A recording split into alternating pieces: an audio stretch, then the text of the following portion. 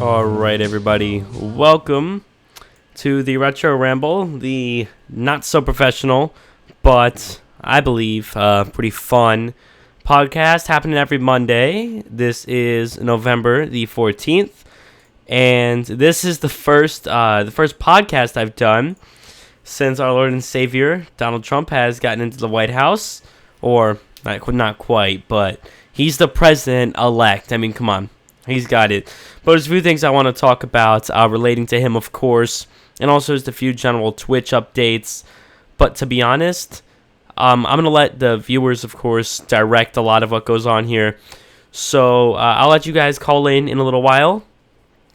But the first thing I actually noticed, and this is just, oh my god, man. I cannot believe he managed to win.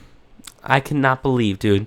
I was stunned that he was actually able to fight through everyone and win the election. And it's just one of those things, like, he had so much going against him. So much going against him, man. He had, first off, the media against him, and that's obvious. Even Fox, which people typically view as an ultra right-wing site, which I honestly don't think is that far bad, honestly. I mean, it's a little on the right, but to be honest, Fox News didn't even want him to get into the White House because, again, he wasn't part of their corrupt machine. Neither did CNN, of course. Neither did MSNBC.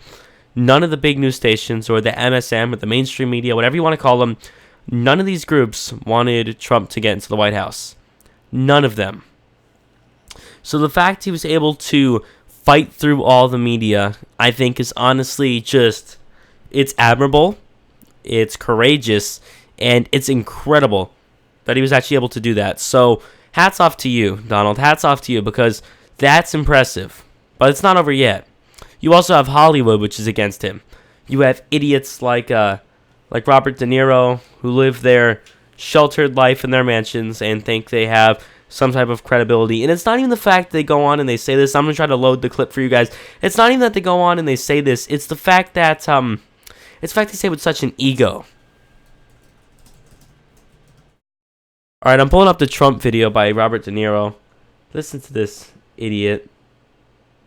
Alright, let's see if I can find the full video. Here we go. Listen to this. Once the advertising goes away. But yeah, this is Robert De Niro. The genius he is. This is on Megyn Kelly, Fox Kelly News. File is tonight getting an exclusive look at a strongly worded message from one Hollywood icon. And the man does not mince words. While one legendary actor's off-the-cuff comments for an ad campaign wound up on the cutting room floor of that Get Out the Vote effort, we have obtained an exclusive look at this actor's comments, and you know him very well. And here are Robert De Niro's thoughts on Donald Trump. I mean, he's so blatantly stupid. He's a punk. He's a dog. He's a pig. He's a con, a bull artist, a mutt who doesn't know what he's talking about, doesn't do his homework, doesn't care, thinks he's gaming society, doesn't pay his taxes. He's an idiot. Colin Powell said it best. He's a national disaster. He's an embarrassment to this country. It makes me so angry that this country has gotten to this point, that this fool, this bozo, has wound up where he has. He talks how he wants to punch people in the face. Well, I'd like to punch him in the face. This is somebody that we want for president? I don't think so. What I care about is the direction of this country. And what I'm very, very worried about is that it might go in the wrong direction with someone like Donald Trump. If you care about your future, vote for it. That was probably one of the most painful videos. You have all these elites coming out against him, and it's just so obvious. None of this is genuine. If I thought Robert De Niro was genuine in criticizing Trump, I'd have no problem. But I find the tough guy that was in all the mafia movies, I find his whole approach quite interesting. Quite interesting, to say the least. But, he's just a phony. Just a phony. He said that when, after Trump got elected, you know what he said? He said he had the same feeling he had on 9/11. Are you kidding me? Robert De Niro, are you kidding me? You're comparing 9/11, where thousands of people died in one of the worst attacks on the country ever. You're comparing that to Donald Trump getting respectfully and legitimately voted in by the millions of Americans who voted for him. Are you really comparing the two? Because if so, you're garbage in my book. Garbage. So yeah. Honestly, he sold his soul, Robert De Niro. And you could tell because his movies over the last, 15 years have been, pretty trash.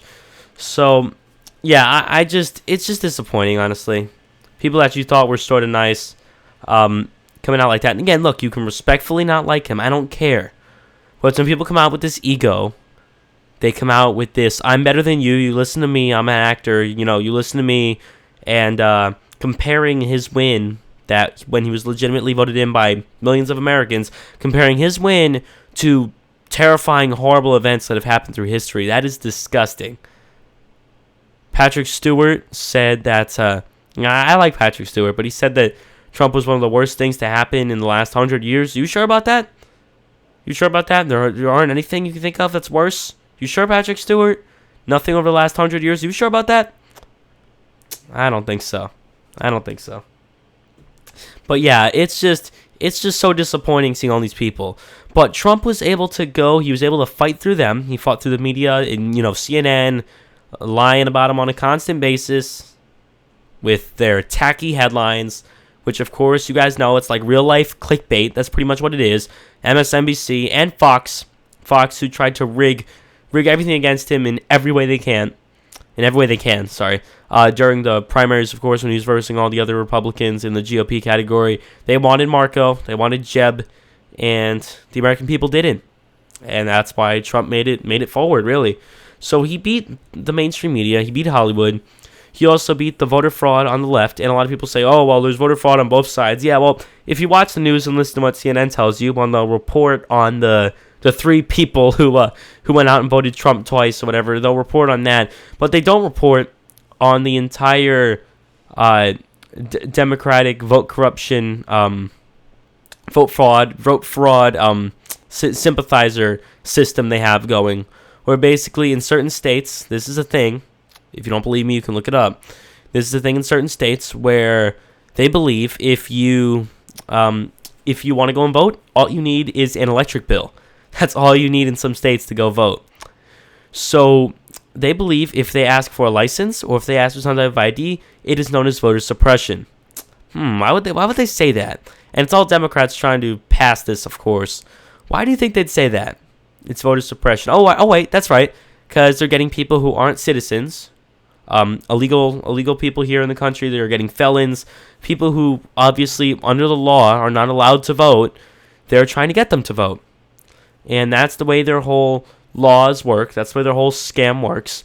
So I almost wish they would have went by the popular vote. I really do. And people say, "Oh, Trump lost the popular vote. We got to get rid of the Electoral College." And they even had a stupid petition started on change.org to try to put Hillary in office that has almost 4 million online signatures.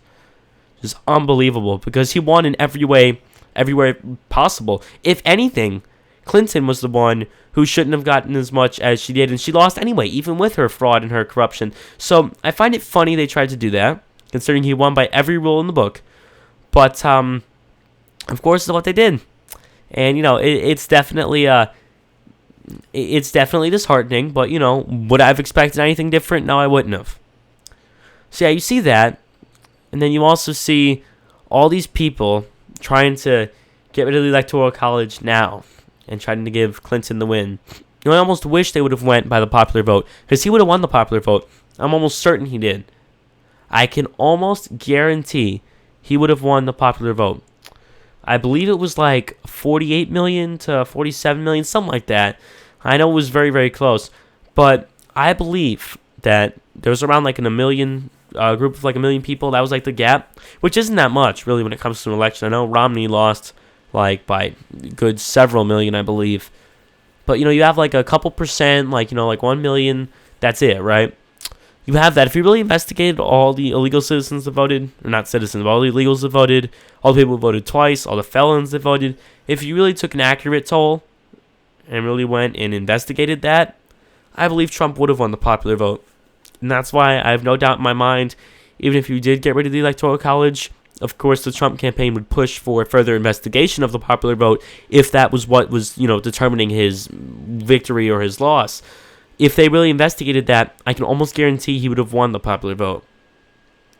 So yeah, I don't really see it being a big deal at all. And he won in pretty much both categories, at least in my eyes. Again, once you take in that fraud and that corruption, he won in both, in my opinion. So, it's definitely something to think about. And you have all these people in Hollywood, as I said, coming out again. You have Amy Schumer, Whoopi Goldberg, all these people who pledged to move overseas, to move out of the USA. Well, you better start packing your bags.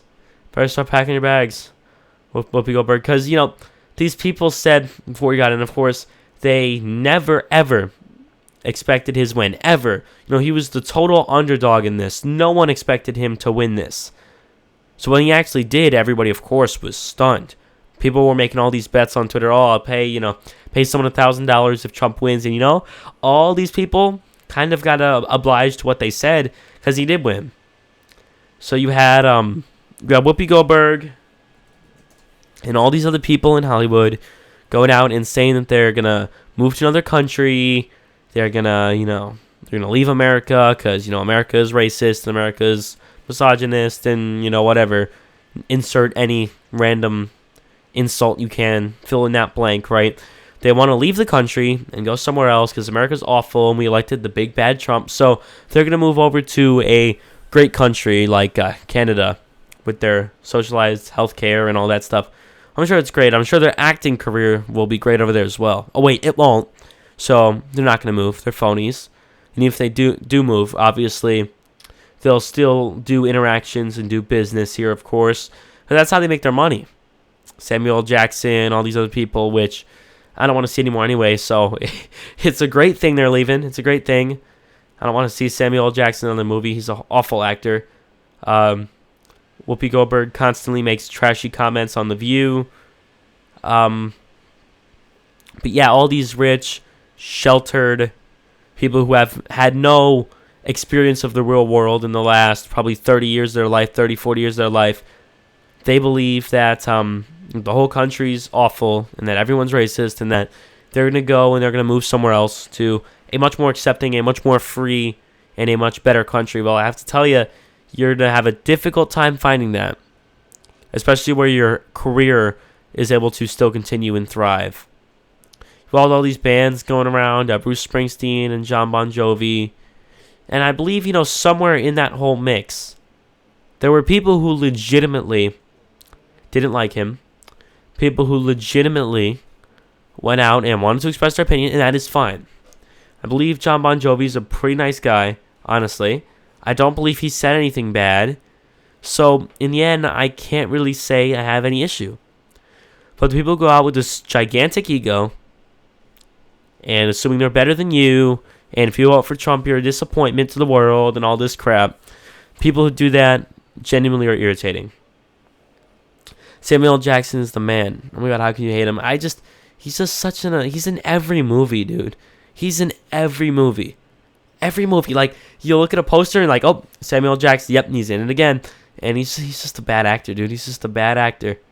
I'm sorry. I'm just not a fan. Just not a fan of Samuel L. Jackson. I'm sorry. I'm just not.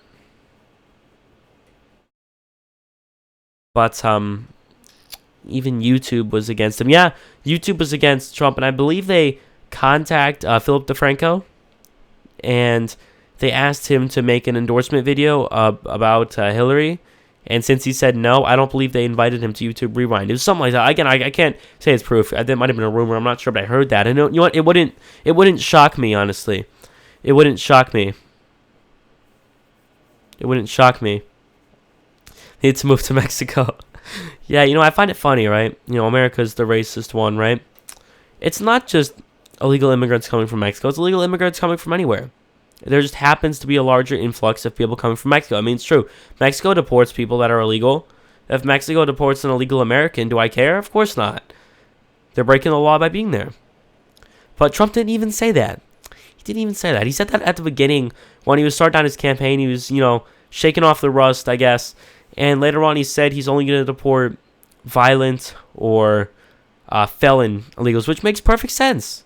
Makes perfect sense. If you're a felon, do you really belong in the country anyway? Of course not. Especially the fact you're not here legally in the first place. So, yeah, no, I can't blame Trump for saying that at all. That's a perfectly rational, perfectly reasonable idea. Perfectly reasonable. But real quick, I know the podcast is like around halfway over. This one isn't going to be that long because I want to make it a little more short, a little more concise. But I would like to do a little advertisement. I have a new Twitch for gaming. So for those that are interested, it is twitch.tv/MattRetro. You guys will see it in all the chats. I'm putting it there right now. All right, I put it there. And for those that are listening to this on SoundCloud or wherever you're listening to this, don't worry about this. But this is something for Twitch. Those that are interested, that is where I will be doing gaming. I'll be doing COD 4 Remastered. I'll be doing Infinite Warfare. All that good stuff will be over there on that Twitch profile. So if you guys are interested, go over there, drop a follow, and I will be streaming over there most likely right after this, actually. So definitely go over there. It's going to be entertaining. It's going to be fun. I'm working on getting a really, really nice streaming setup over there. So if you guys are interested, go over there and drop a follow. So I want to let you guys know about that. But anyways, yeah, you have all these phonies from Hollywood. You have all these phonies in the media. You have all these phonies everywhere. And he just overcame all of it, bro. He overcame all of it. And that's why I'm so impressed. Now, one thing that also, too, even if you don't like Trump, you have to look at who he's friends with and who he's going to appoint. He has some of the best people on his board, which I find funny. He has his campaign manager, I believe, was the first successful female campaign manager. He's appointing Ben Carson as something, who's obviously black. He's appointing, there's one gay guy he's appointing to something. I don't know, but people who always call him all the names, the racist, the homophobe, right? The people in his cabinet and the people that he's associated with are all types of, things like that, all types of, colors or, sexuality, whatever. All these types of people are in his cabinet or in his circle of friends. So I find that interesting that people, of course, go and call him a racist and a homophobe and whatever. But all the people in his circle are, of course, have differences when it comes to that. So I always found that kind of interesting. And it really shows, at least in terms of transparency, who's really the transparent one, which, of course, Trump is. But he was able to overcome all this, and his cabinet is going to be amazing. He has Rudy Giuliani, he has Ben Carson, he might have Chris Christie. He has all these awesome people in his cabinet. All these awesome people. It should be really, really cool. Now, if anybody would like to call in, you guys can see it there on screen. Rules and info. My Skype, the Retro Ramble right there. Do not curse, and any attempted sabotage will result in a perma ban. Simple as that. For those that like to call in, you guys know what to do. I'll leave it open for like 30 seconds. But anyways, or at least if you're going to call in, let me know in the chat, and I'll leave it open longer. But yeah, he overcame all of this. The whole world, pretty much, the whole corrupt world at least, the whole world that was rich and, I guess, sheltered was against him. So I found that so impressive. And he has this cabinet filled with great people. He has smart people, smart generals. His General Mike Flynn, I believe, he's using on some things. Just a lot of smart people, a lot of intelligent people, people that actually know how to get things done. And it's just such a nice change. You're not going to see politics. You're not going to see bureaucracy. And the fact that he's not a politician, I love. The fact that he had no experience, I think that's fantastic. I'll take business experience over political experience any day.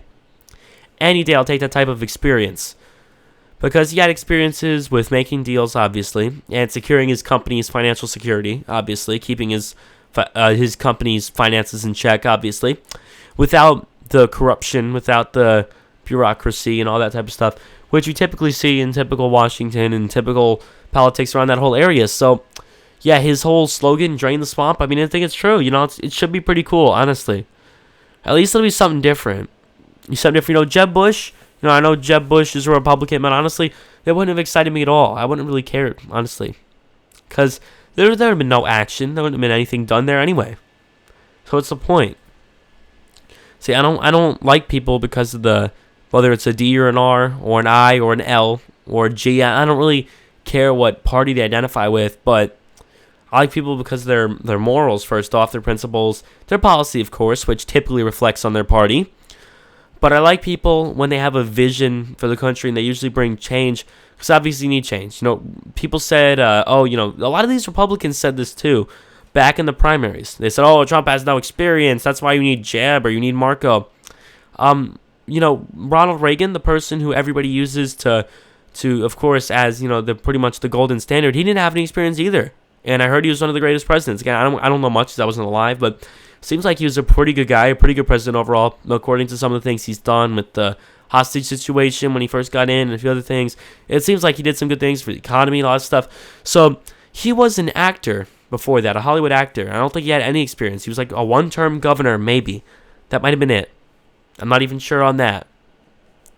So you have all this, and people go and say, Trump has no experience, but neither did Reagan. And the Democrats, you say that, neither did Obama. And a lot of Democrats view Obama favorably. I don't, but a lot do. And I view Reagan favorably. So, yeah, I don't think experience matters. Usually the more experience you are, the more corrupt you are. Usually. You had all the other top candidates. You had John McCain in 2008, of course. And you also had Mitt Romney in 2012. And I didn't like either of them, really. They really, neither were good candidates I thought really could pull the country up from, where it was and where it needs to be, really. Because they're part of that whole corrupt machine, and Trump's not part of any machine. The left, the right, the middle, nowhere. He's part of the American people. That's the team he's a part of. And that's why I find that very impressive. Find it very impressive. The fact he was able to do all of that and pull above, the ditch that everybody tried to throw him in. And he was able to rise to victory as president. And he won fair and square. There's much less voter fraud on the right, of course, than the left. And I find it incredible that he was able to overcome that. But yeah, so you have Obama, who was a senator and a community organizer before. Reagan was a 2-term governor. And there really isn't that much experience there. Yet Republicans view Reagan favorably, obviously. Those are the same guys who said Trump had no experience and whatever. Then, of course, you have the Democrats who most of the time view Obama favorably. And they're the same ones who said that, Trump has no experience. They say that all the time. So it's just incredible the victory he was able to go through with. I'm super proud of him. I think he'll bring us really on a great path. I really do. If there's any final comments in the chat, too, let me know. For the last few minutes here, again, this isn't a long one. Usually like an hour and a half. This is a short one. I want to be a little more concise. So not a long one, but just a short summary of pretty much everything that's happened in the last week. In terms of my YouTube status, again, I'll be streaming over on my other Twitch account, twitch.tv/MattRetro. Please go over there. Drop a follow if you guys haven't already. I'm putting it in the chat right now, because I will be doing the gaming streaming and all that stuff over there. So go over there, drop a follow if you guys are interested in watching me play COD 4 or Infinite Warfare, whatever. Go over there, say hello, and hopefully we can grow that into something incredible. But for now, that's pretty much it for the Retro Ramble. I've joined TapX again, which is a clan. I hope to be making some good content for them once again. And that's pretty much it, dude. That's pretty much it. So thank you guys so much for watching. I really do appreciate it. Hopefully, 2016 and 2017, the whole Trump inauguration, whole Trump season will be pretty good. I'm hoping so, and I think so. So yeah, I'm excited. Hopefully you guys have enjoyed the video. If you guys did, do drop a like on the YouTube. If you guys are on Twitch, drop a follow. Whatever you guys like to do, whatever you guys want to do. But I want to say thank you all so much for watching, and I will see you all on the next one.